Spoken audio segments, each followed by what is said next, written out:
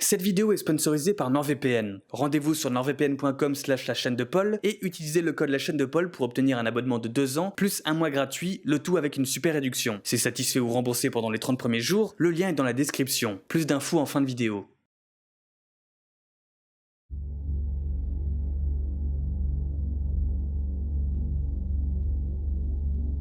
Au commencement, Dieu créa les cieux et la terre. La terre était informe et vide. Il y avait des ténèbres à la surface de l'abîme et l'Esprit de Dieu se mouvait au-dessus des eaux. Dieu dit que la lumière soit. Et Chuck Norris répondit, on dit s'il vous plaît. Je mets les pieds où je veux, Little John. Et c'est souvent dans la gueule.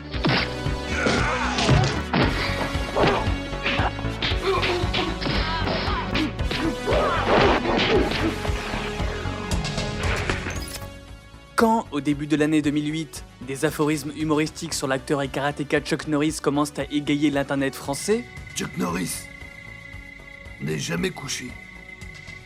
C'est la Terre qui s'incline de 90 degrés. cela fait près de 3 ans que le phénomène est né outre-Atlantique. Pourtant, tout est parti d'un autre acteur. À la sortie du film Babysitter en mars 2005, les spectateurs découvrent Vin Diesel dans le rôle d'un Navy SEAL reconverti en garde d'enfants. Mi-amusés, mi-consternés, des internautes se mettent à écrire des blagues sur ce personnage dans des discussions du forum humoristique Something Awful. Ian Spector est de cela. Étudiant en bioinformatique et petit rigolo à ses heures perdues, il décide de créer un générateur aléatoire de ses citations.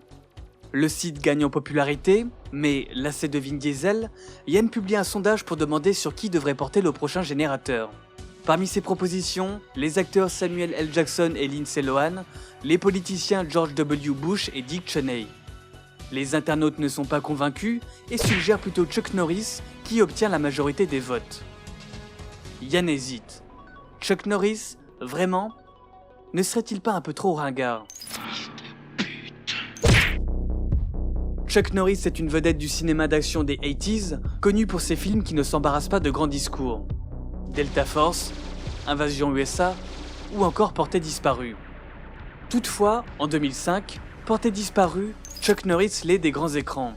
Un film direct ou DVD sort à la fin de l'année, Le sang du diamant, et un dernier épisode destiné à clôturer la série Walker Texas Ranger doit être diffusé, mais ce seront ses derniers rôles. Chuck Norris a décidé de prendre sa retraite. Tu t'en vas quand on dit de t'en aller. Tu comprends, abruti? Vox Populi, Vox Dei. Yann met en ligne un générateur de phrases drôles sur Chuck Norris, et contrairement à ce qu'il pensait, la plaisanterie prend. Début 2006, le site atteint 20 millions de visites par mois, et la Chuck Norris mania commence, propulsant de nouveau l'acteur sur le devant de la culture populaire. Et qu'en pense le principal intéressé ? Comme il l'écrit sur son blog après avoir découvert le culte humoristique dont il est l'objet, qui sait, peut-être que ces traits d'esprit inciteront quelques-uns à chercher de vrais faits à mon propos et les croyances qui ont façonné ma vie et ma carrière. C'est bien ce que je pensais. Vous ne savez presque rien, moi. En effet, excepté pour des blagues dont il n'est même pas l'auteur, peu de gens connaissent vraiment Chuck Norris. Sa carrière est-elle à la hauteur des prouesses qu'on lui prête pour rire ? Pourquoi une blague sur Vin Diesel qui n'a pas dépassé les limites du forum Something Awful est devenue mondiale avec Chuck Norris ?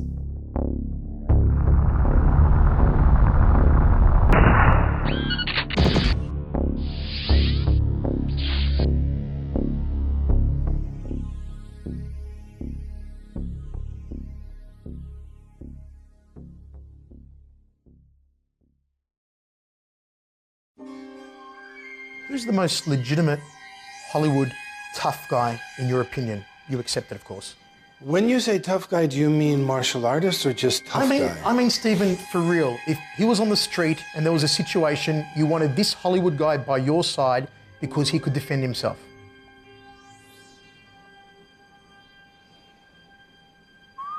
It's that hard to think of a legit one? Can you think of one? Michael Jai White? Can I laugh in your face? Really? Yes. Thoughts on Jean-Claude Van Damme?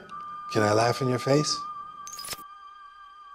Jamais à court de mépris pour ses collègues hollywoodiens, Steven Seagal, 7e dan d'Aïkido, se croit entouré d'imposteurs. Toutefois, quand vient le tour de juger Chuck Norris, l'interprète de Casey Ryback cesse de rire au nez de son interlocuteur. Chuck Norris? I mean, Chuck is in his mid-70s. He's probably 76 years old, okay? Interesting. Trop arrogant pour afficher la moindre sympathie, Steven reconnaît à demi-mot que Chuck Norris, plus jeune, aurait été un allié de choix en cas d'embuscade. Ne dit-on pas que Chuck Norris peut encercler ses ennemis tout seul ? Bien qu'il ne fasse pas preuve de la même condescendance, Chuck aussi fait la différence entre les acteurs jouant aux bagarreurs et les professionnels de sport de combat. They're not fighting each other. No, you know, I was a professional fighter. And he was not. He No, was but he was good. He was good. so you could have beaten him. Well, I don't even know. Bruce didn't want to go there, and I didn't want to go there. What about the other sort of tough guy movie karate guys like Jean-Claude Van Damme and Steven Seagal, who could beat up who? The thing is that I fought. I was a professional fighter Right. for about 12 years. And so I know what it's like to be in the arena and Yeah. facing off. They're just actors. Well, no, they're martial artists too. Oh, they are? Yeah. Could you beat him? I'm not going to answer that. No, I mean, just between you and me. I won't tell anyone. Just, you know, just between you and me. I'd kick their butt. Oh, really? Cette assurance n'est pas injustifiée. Cela fait bien longtemps que l'acteur pratique les arts martiaux. Depuis 1959, un temps où Steven Seagal n'aurait pas refusé l'aide de Carlo Ray Norris, déjà surnommé Chuck, 19 ans, policier militaire de l'US Air Force, stationné sur la base militaire d'Osan, Corée du Sud.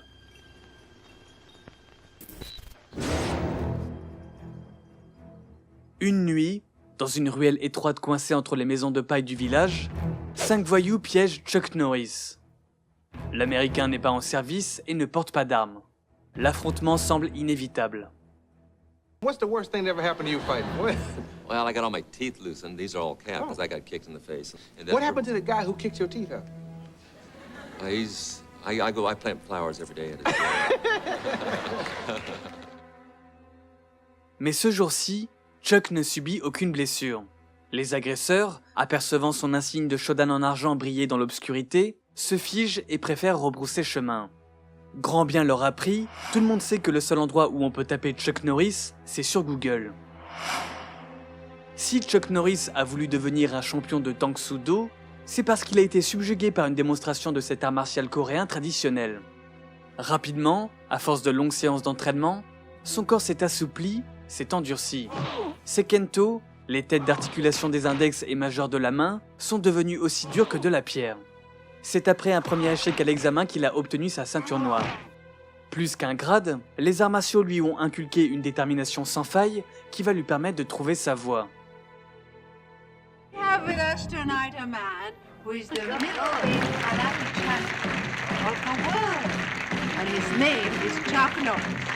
Do you want to show me a few little goodies? It would be a pleasure. Le 21 décembre 1971, Chuck Norris arrive sur le plateau du Merv Griffin Show, en kimono et pieds nus, pour faire une démonstration de karaté avec Eva Gabor, une star du cinéma des années 50.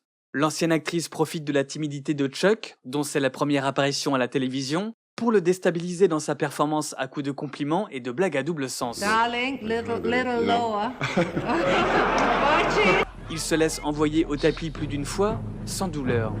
Au contraire, ce simulacre de lutte lui rappelle à quel point son bonheur est bien réel. Depuis son retour aux États-Unis, alors qu'aucun poste de policier ne s'est offert à lui, la publicité octroyée par ses prix en compétition lui a permis d'ouvrir plusieurs dojos de Tang Soo Do.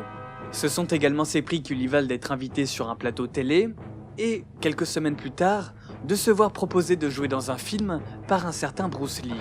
When I fought for the world title here in New York at Madison Square Garden in 1968, Bruce was doing a TV series called The Green Hornet. And so he was a guest. And after I had won the title, the promoter introduced me to Bruce. And so Bruce and I started talking, and we really got involved in our conversation. He says, well, let's work out when we get back to LA. And I said, okay. So we went back, we worked out together for a couple of years. And then Bruce left for Hong Kong to pursue his movie career. And so I didn't hear from him for a couple of years. And then he calls me out of the blue. He says, Chuck, I've done 2 movies in Hong Kong, and they're hugely successful. He says, I want to do a movie now in Rome, in the Colosseum, with a fight, just like 2 gladiators. He said, and I want you to be my opponent. And I said, so kiddingly, I said, well, Bruce, who wins this fight? He says, I win. I'm the star of this movie. I said, oh, I see. Now I said, you want to beat the world champion, because I still held the world title. He says, no. He said, I want to kill the world champion.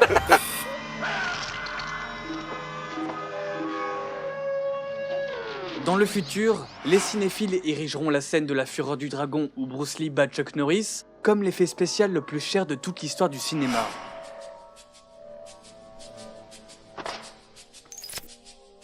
En attendant, après sa première diffusion, elle devient rapidement culte pour tous les fans d'arts martiaux. À Chuck Norris, et bien qu'il y ait perdu en pilosité, elle lui apporte de nouveaux élèves et pas des moindres. Des acteurs hollywoodiens dont Steve McQueen, avec qui il se lie d'amitié, et qui conseille aux karatékas en quête de reconversion de se lancer dans le cinéma. Épuisé des constantes préparations en vue des prochains tournois et presque ruiné par la faillite de ses dojos suite au mauvais choix de ses gestionnaires, Chuck Norris décide de tenter l'expérience. Dans un premier temps, faute de mieux, il rempile dans la peau du méchant dans Massacre à San Francisco. Les disciples du culte Chuck Norris pourraient s'offusquer de voir leur idole se faire massacrer à coups de pelle, mais qu'il se rassure, c'est la dernière fois qu'il acceptera de jouer autre chose que les héros.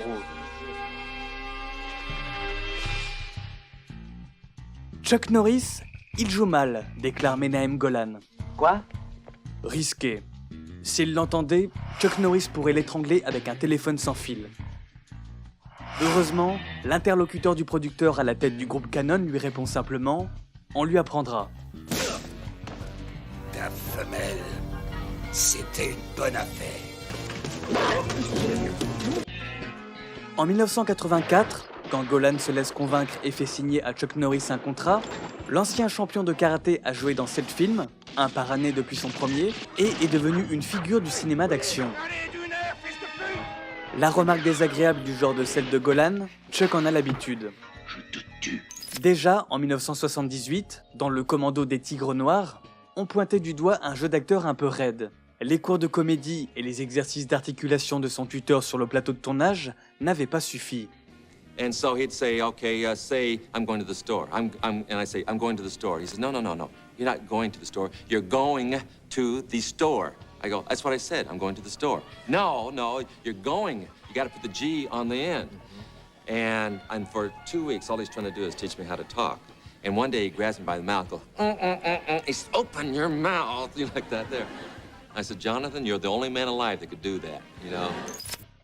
Personne ne sait si Jonathan a survécu à cet affront, mais le Commando des Tigres Noirs a malgré tout été un succès, avec 18 millions de dollars de bénéfices pour un budget de 1 million seulement. Un succès qui lui a ouvert les portes d'Hollywood et illustre sa persévérance. If I was not an athlete, a natural athlete, and I had to train harder than the average person, and then in the acting field, I had no acting ability at all. And some of them still say I don't, but that's a... Does that bother you when they say you have the emotional range of an avocado? That doesn't get under your skin or anything? Nah. The thing is, I have gotten better. The more you do something, the better you're going to get at it. En 1988, dans Le Héros et la Terreur, Chuck Norris entreprend sa tentative la plus sérieuse pour sortir de son personnage habituel, le flic bourru qui tatane ses adversaires. S'ils sont quelques-uns à notifier l'effort, le film est un échec critique et commercial.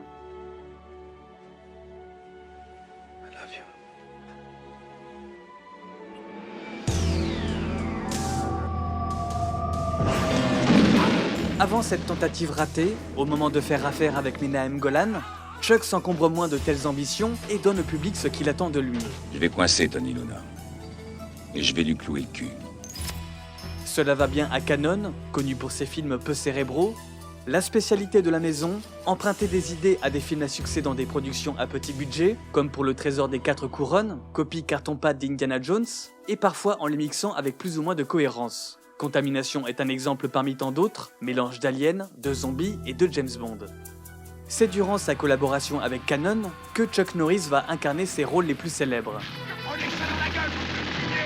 Le colonel James Braddock, allant et venant au Vietnam pour venger l'Amérique et les siens dans la trilogie Portée disparue. Ce n'est pas un concours d'élégance, monsieur. Le colonel Scott McCoy, pacifiant le Moyen-Orient et la Colombie à grand renfort d'artillerie dans les 2 épisodes de Delta Force.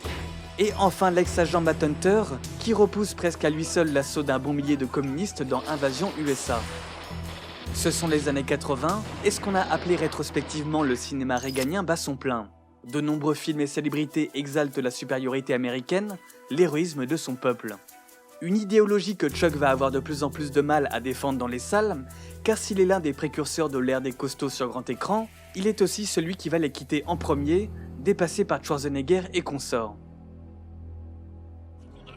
Vas-y, montre-moi ce que tu sais faire. Mais alors qu'il tourne face à l'enfer en Israël, T'appelles ça cogner? Son dernier film pour Canon dans lequel il montre à un malotru ce que c'est que de cogner, une voie de secours s'offre à lui. Ça, c'est cogner. Son agent l'appelle pour lui proposer de tourner une série. Intitulée Walker Texas Ranger, elle doit mettre en scène un policier, sorte de cow-boy des temps modernes, qui fait régner la loi à Dallas et dans l'étendue texane. Passer du cinéma à la télévision peut être risqué, mais compte tenu de l'essoufflement de sa carrière, a-t-il vraiment le choix? Qui plus est, l'idée de revisiter le genre du western n'est pas pour lui déplaire. Un genre qui l'inspire depuis sa tendre enfance. « 1946. À la périphérie de Wilson, Oklahoma, une petite maison dépasse de la plaine aride. C'est là où vivent le petit Chuck, 6 ans, son petit frère, ses parents et sa grand-mère. Ils sont pauvres, la maison est minuscule, et tous dorment dans la même pièce. Son père, Ray, déjà porté sur la bouteille, est revenu du front en Europe plus alcoolique qu'avant. À la moindre contrariété, il se met dans des colères noires et explose en injures. Chuck et son petit frère partent souvent se réfugier dans un coin, pendant que leur mère essaie de calmer le soulard. C'est pour fuir l'ambiance pesante de la maison que le futur karatéka passe des après-midi au cinéma. Ce qu'il préfère, c'est les westerns qui mettent à l'honneur John Wayne, Gene Autry et Roy Rogers. Les personnages que ces acteurs interprètent ont un comportement positif, régi par le code de l'Ouest, ils sont loyaux, intègres et courageux. Tout le contraire de son père qui constitue un exemple à fuir. Des années plus tard, les Norris vivent à Torrance, dans la banlieue de Los Angeles. Alors que ses parents se disputent dans leur chambre, Chuck entend un bruit sourd. Une gifle. Quelques secondes plus tard, sa mère se met à gémir. L'adolescent de 15 ans part chercher un marteau et se précipite dans la chambre. Il fait face à son père, dont le visage est déformé par la rage, et le menace. « Si tu la touches encore une fois, tu auras affaire à moi. » Le voilà homme de l'Ouest sans son 6 coups, à défendre la dame éplorée. Ses parents se séparent 1 an plus tard, et Chuck revoit très peu son père, jusqu'à sa mort dans un accident de voiture. La légende dit depuis que Chuck n'a jamais eu de père, car on ne nique pas la mère de Chuck Norris.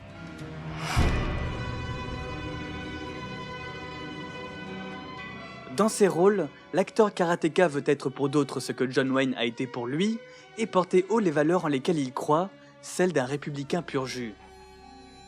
The type of movies I want to do is a movie about a hero, a true-to-life hero. You know, I think there's a big void of heroes on the screen today.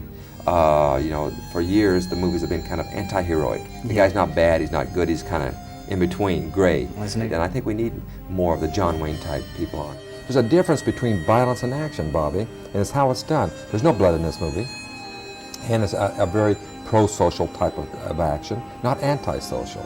Not the vigilante going against the law, the anarchy, you know, death wish vigilante type movies. I don't do those. I mean, it's a very positive film. It's a very upbeat type of film. You leave there and you feel good. But the kids get into it. I mean, when I'm fighting these bad guys, it's the same thing, Bobby, as a John Wayne movie in the 50s.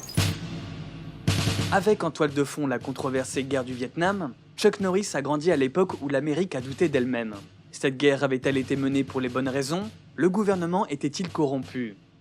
Le manichéisme américain s'effritait et Chuck fut directement concerné puisqu'il perdit son frère Wayland dans la jungle vietnamienne en 1970. Le film Le Commando des Tigres Noirs, auquel il a participé à l'écriture, porte les traces d'une certaine nostalgie où les soldats étaient persuadés de combattre pour une noble cause. Major, I thought the goddamn war was over. So did I, but it's not. What's your point? The point is, Major, we don't want to be the last guys killing this friggin' war if there's someone else available. Yeah, I think they got us down for second to last. Jesus Christ, whatever happened to the good old days when Randolph Scott and John Wayne were happy to have their asses blown off for the good old US of A. Mais Chuck est un patriote convaincu. Estimant devoir beaucoup à son pays, il a été un soutien de Reagan et un intime de George W. Bush qui l'a suivi et aidé dans ses multiples campagnes présidentielles. Chuck a toujours revendiqué son côté l'Amérique d'abord dans ses discours et dans ses films, sans se soucier des critiques que cela pouvait provoquer. Il a toujours préféré à l'apitoiement la volonté de reconnaître les erreurs de son gouvernement afin d'avancer, même si elles ont coûté la vie à son petit frère. He was on a patrol, and he was point man on the patrol, and he saw an ambush being set up by the Viet Cong, and he saw them getting ready to fire on his patrol, and he yelled back to warn them to duck, and when he did, well, then they focused their artillery on him. I haven't lost anybody close to me in a war. Would it make it any easier in this case had we not lost that bloody war, or does that make any difference when you're on? You know, in the early part of the Vietnam War, you know, I was behind it. I'm one of these ultra-patriotic type guys. Mm-hmm. But, you know, reflecting back, and not even with losing Willie, but just the, you know, going back and realizing what kind of a war it was. It was a war of monetary gains rather than a war of principle. Even though they say that is the reason. Too many people became very rich from the Vietnam War. And I think it was a mistake we made. I think it was a war that could not be won. And we just have to avoid those.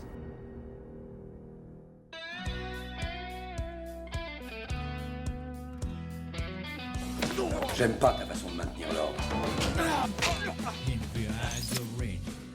Dans Walker Texas Ranger, Chuck Norris délaisse les conflits étrangers pour se concentrer sur les problèmes internes à sa patrie. Plus que jamais, ses croyances personnelles habitent les traits du personnage principal, comme il l'écrit dans son autobiographie. C'est même lui qui chante The Eyes of the Ranger au générique. Quel rôle sied mieux à Chuck Norris qu'un policier, lui qui en a souvent incarné un et qui a toujours voulu en devenir un, et surtout au Texas, son état d'adoption est bastion républicain depuis les élections de 1980. Et je te conseille pas non plus de me contrarier.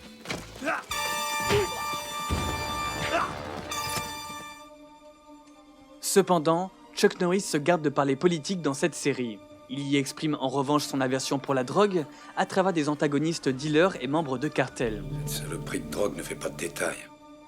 L'acteur ne fait d'ailleurs pas de la drogue son ennemi que dans la fiction, puisqu'il a fondé en 1990 l'association Kick Drugs Out of America, qui donne des cours de karaté dans les lycées pour aider les jeunes à se valoriser eux-mêmes et refuser les stupéfiants. Mais ce que Chuck Norris préfère encore, c'est de produire des épisodes qui font la part belle à Dieu. Après tout, Chuck Norris est le seul homme à posséder une Bible dédicacée. Chuck est ce qu'on appelle un born again, c'est-à-dire un individu qui a connu une régénération spirituelle et met Dieu au centre de son existence. Sa seconde naissance, il l'a connue en même temps que sa seconde femme, Jenna O'Kelly. Il travaille avec acharnement sur Walker Texas Ranger depuis 2 ans, quand un ami lui présente cet ancien mannequin et croyante fervente. Élevé par une mère pieuse, Chuck Norris a toujours cru en Dieu, mais n'était pas pratiquant. Il a même agi contre ses principes chrétiens en trompant sa première épouse et en ayant une fille illégitime. La terre du milieu ne s'est jamais remise du jour où Chuck Norris a perdu son alliance. I read the Bible every morning. Mais au contact de Jenna, Chuck redécouvre la foi et s'implique dans la vie religieuse. Selon lui, Dieu lui en est reconnaissant, en témoignent les jumeaux qu'il parvient à avoir avec Jenna, malgré le fait qu'il ait subi une vasectomie. L'acteur est connaisseur, il en a lui-même effectué sur nombre de ses adversaires. Si tu te pointes encore, tu peux être sûr que tu repars avec la bite dans un Tupperware. Ah, ouais, d'accord.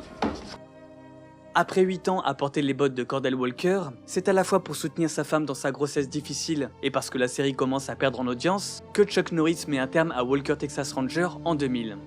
À 60 ans, l'acteur semble arriver au dernier terme de sa carrière.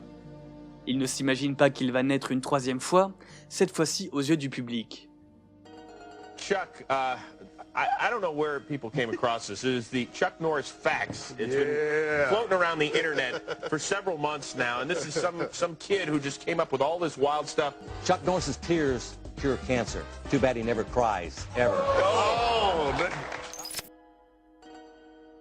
La viralité des Chuck Norris Facts transforme l'acteur en star du web. Il applaudit l'inventivité des internautes comme lui seul sait le faire, d'une seule main. Un renouveau de célébrités qu'il apprécie, allant même jusqu'à lire ses préférés sur des plateaux télé. dans un premier temps du moins. Car quand Ian Spector sort un livre intitulé « La vérité sur Chuck Norris », compilation des meilleures blagues, le karatéka porte plainte. Certains des faits dans le livre sont racistes, obscènes ou dépeignent Monsieur Norris comme étant engagé dans des activités illégales, énonce la plainte, et d'ajouter « Les accusés ont détourné et exploité le nom et la personne de Monsieur Norris sans autorisation pour leur profit commercial ». Quelques mois plus tard, Chuck ne veut pas passer pour un pisse-froid et abandonne son action en justice. D'autant plus que cette notoriété renouvelée tombe à pic à un moment où il arrête sa carrière. Je suis Chuck Norris et j'approuve ce jeu. Il met le phénomène au service de son portefeuille en signant de nombreux contrats publicitaires, en sortant son propre livre de facts, et de ses idéaux, en tournant un clip pour soutenir le très religieux candidat Mike Huckabee lors des primaires républicaines de 2008, et en rendant visite aux soldats américains sur le théâtre d'opération irakien. Mais cela lui permet surtout de rejoindre les rangs de l'unité spéciale menée par Sylvester Stallone dans le 2e épisode des Expendables. À la vue de son nom dans le générique d'ouverture, nombreux sont les spectateurs à attendre avec impatience l'apparition de l'acteur, sous les traits de Booker, en référence à son premier vrai rôle. On dit que t'as été mordu par un cobra royal. Oui, c'est vrai. Mais après 5 jours d'agonie épouvantable, le cobra est mort. Ce n'est pas un caméo, mais le caméo. Grâce au Chuck Norris Fact, sa capacité à défourailler du vilain est présentée comme supérieure à celle de Stallone, Bruce Willis ou Schwarzenegger, dont les filmographies sont pourtant infiniment plus illustres que la sienne. Un exploit lié probablement au fait que sa carrière cinématographique a quelque chose de comique.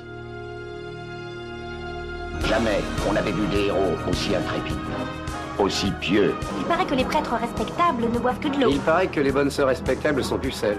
N'est qu'une salope. Déconne pas. On veut négocier. C'est trop tard. Ils combattent la haine par passion de la vie. Crache trop du cul. Contrairement à ses comparses aux gros muscles, Chuck Norris s'est enfermé dans un rôle sans aspérité, celui du karatéka au service du bien, premier degré et moralisateur.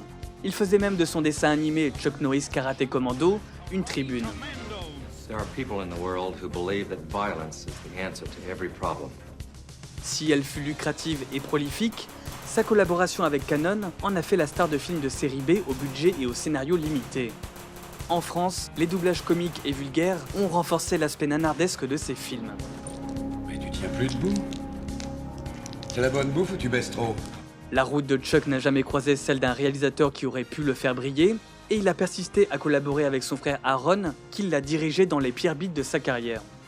Même Walker Texas Ranger, apprécié par une grande partie des Américains, suscitait les moqueries de Conan O'Brien dans son émission peu avant l'émergence des Chuck Norris Facts. Devenir l'objet de railleries est le lot de beaucoup d'acteurs de séries télévisées et de séries B. Quand on se souvient encore d'eux, Richard Dean Anderson, interprète de l'espion Angus MacGyver dans la série culte éponyme, David Hasselhoff, l'Apollon qui court incessamment sur la plage dans Alerte à Malibu, sont deux représentants d'une gloire télévisuelle éphémère et qu'on évoque avec un sourire en coin. Mais en acceptant leurs limites et en faisant preuve d'autodérision, ces acteurs parviennent à perdurer dans le cœur et l'esprit de leurs fans. En acceptant et en embrassant le même dont il est l'objet, Chuck Norris a lui aussi échappé à un oubli auquel il semblait destiné. Même si cela se fait parfois à ses dépens. Les Chuck Norris Facts peuvent être appréciés à différents niveaux de lecture. Pour les fans et les nostalgiques des années 80, il rend hommage à un champion qui a participé à démocratiser les arts martiaux en Occident, un citoyen qui cherche à sa manière à rendre son pays meilleur, et un acteur à la filmographie péchue. Pour les détracteurs et les amateurs de nanar, il se gausse gentiment d'un républicain bigot, caricature du cinéma réganien au jeu d'acteurs moyens. Quelle que soit la manière dont les internautes les interprètent, tous semblent d'accord pour dire que Chuck Norris est l'homme le plus fort du monde.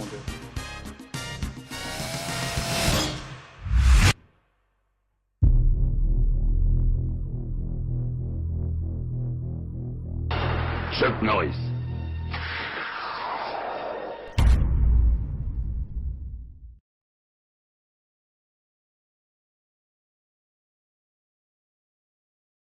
Merci beaucoup d'avoir regardé cette vidéo, j'espère qu'elle vous aura plu.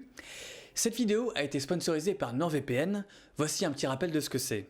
NordVPN est un service de réseau privé en ligne qui vous permet de chiffrer vos données et ainsi de naviguer sur internet de façon anonyme et sécurisée. C'est notamment très utile quand on se connecte à des réseaux Wi-Fi publics comme dans un aéroport, un hôtel ou un restaurant, ou encore pour contourner tout ce qui est restrictions géographiques lorsque vous êtes à l'étranger. C'est cool aussi si vous avez Netflix ou Disney+, car ça permet d'avoir accès à tout le contenu exclusif aux versions étrangères de ces plateformes. En effet, en France, il n'y a que 59% du catalogue Netflix USA disponible. Par exemple, on n'a pas eu la série Dexter en 2020. Dernière chose, si vous avez besoin d'aide pour configurer l'application, un service client français est disponible H24, 7 jours sur 7. La promo du moment, c'est qu'en prenant un abonnement de 2 ans, vous avez un mois gratuit plus une réduction sur le prix total. Pour en bénéficier, vous pouvez vous rendre sur le site via le lien que je vous ai mis dans la description, nordvpn.com/la chaîne de Paul, et utiliser le code la chaîne de Paul. Ce qui est bien, c'est que c'est satisfait ou remboursé pendant le premier mois d'utilisation, donc pas de risque si finalement vous n'en avez pas l'utilité. Tous les liens utiles sont dans la description de la vidéo et en commentaire épinglé. Pour ma part, je vous donne rendez-vous le mois prochain pour une nouvelle vidéo et je vous dis à bientôt. Ciao.